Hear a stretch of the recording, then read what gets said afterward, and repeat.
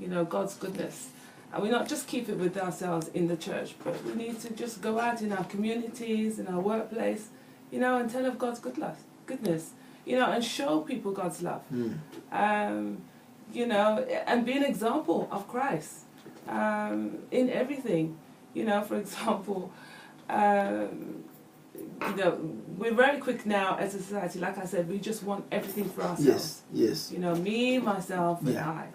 You know, but even in the workplace, you know, everyone wants, come on, everybody wants to get to the top. Everybody wants promotion, everybody wants to be noticed.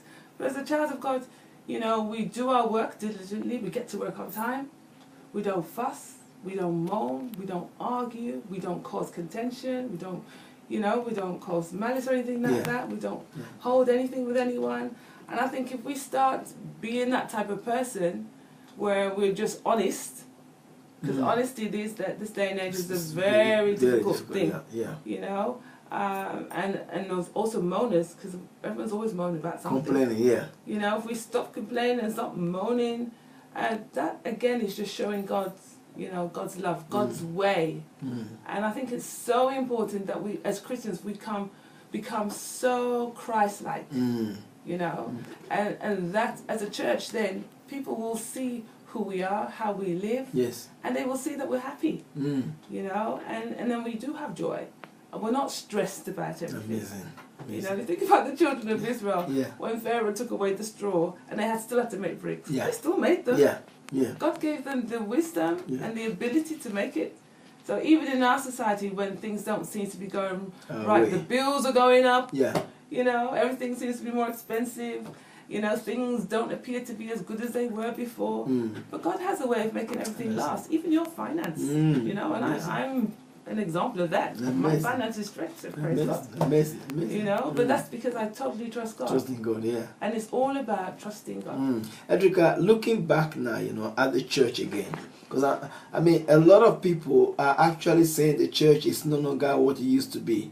So my question is that, you know, has the church contributed in any way to the ill in the society? Because now people don't even fear God.